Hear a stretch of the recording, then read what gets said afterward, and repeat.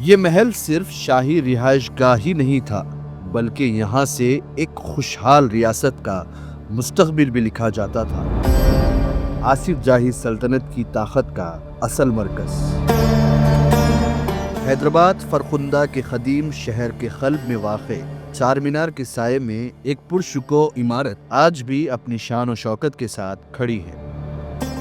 ناظرین، یہ محل ہے چو محلہ پیلیس، آصف جاہی خاندان کی سرکاری رہائش اور ریاست حیدرآباد کی فیصلہ ساز نشست گاہ۔ سن 1720 سے 1948 تک یہیں دربار لگتے تھے، یہیں ریاستی فیصلے ہوتے تھے، یہیں سے دکن کی سیاست کی سمت طے ہوتی تھی۔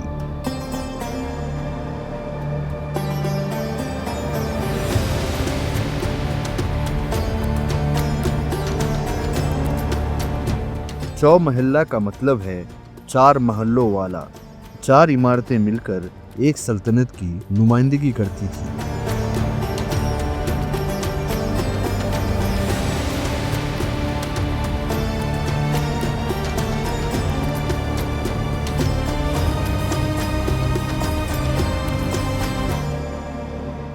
ناظرین آداب، ڈکن ڈائریز کے ایک نئے ایپیسوڈ میں آپ تمام کا خیر مقدم ہے۔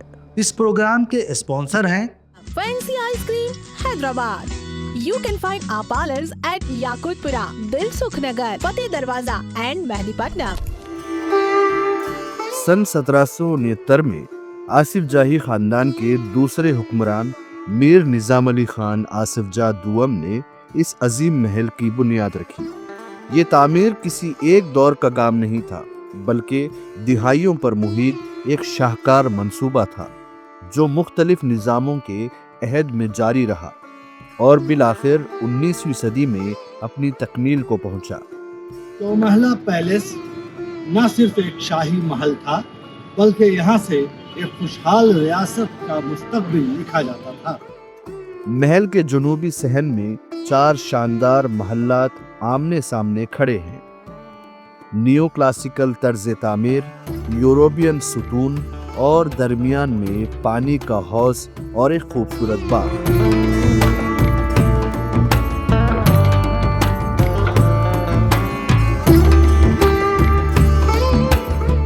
کیسا لگا آپ کو؟ بہت اچھا لگا، محل بہت اچھا لگا، مینٹین بھی اچھا کر رکھا ہے اور پرانی چیزیں ہیں تو نو ڈاؤٹ اچھا فیل ہوتا ہے۔ پولینڈ اور انگلینڈ کی کافی ساری کراکری ہے جو بہت اچھی لگی ہے۔ یہ محلات صرف حسن تعمیر کی مثال نہیں بلکہ آصف جاہی سلطنت کی شان، وقار اور اقتدار کی علامت بھی تھے۔ شمالی صحن میں انتظامی دفتر، مہمان خانے اور مغلیہ اور فارسی طرز کے نفیس نقش و نگار اس دور کے شاہانہ ذوق اور تہذیبی معیار کی عکاسی کرتے ہیں۔ اور پھر آتا ہے چو محلہ کا دل، خلوت مبارک۔ یہی وہ دربار ہال ہے جہاں نظام دکن تخت شاہی پر جلوہ افروز ہوتے تھے۔ سنگ مرمر کا چبوترا اور بیلجیم کے عظیم الشان کرسٹل فانوس تخت شاہی کو پر رونق بناتے تھے۔ یہی وجہ ہے کہ دکن میں حکومت صرف طاقت سے نہیں، وقار سے کی جاتی تھی۔ محل کے باب الداخلہ پر موجود کلاک ٹاور سن 1750 سے آج تک وقت کی رفتار بتا رہا ہے، جیسے تاریخ کے نشیب و فراز خود سانس لے رہے ہیں۔ یہ جو محلہ پیلیس دیکھ کے آپ کو کیا لگا؟ میری بہت بڑی چیز ہے، بہت کچھ جاننے کو بھی ملا۔ جی ایسا لگا دیکھ کے لگتا ہے کہ کچھ تھا آج کے ماحول کی صحیح سے ہاں دیکھ کے محسوس کیا۔ وقت کے انہی نشیب و فراز میں اقتدار تو ختم ہو گیا مگر چو محلہ پیلیس آج بھی باقی ہے۔ آج یہ ایک میوزیم کی صورت میں سیاحوں کا پسندیدہ مقام بن چکا ہے، جہاں آصف جاہی سلطانوں کی زندگی، ان کی ریاست اور دکن کی تہذیب محفوظ کی گئی ہے۔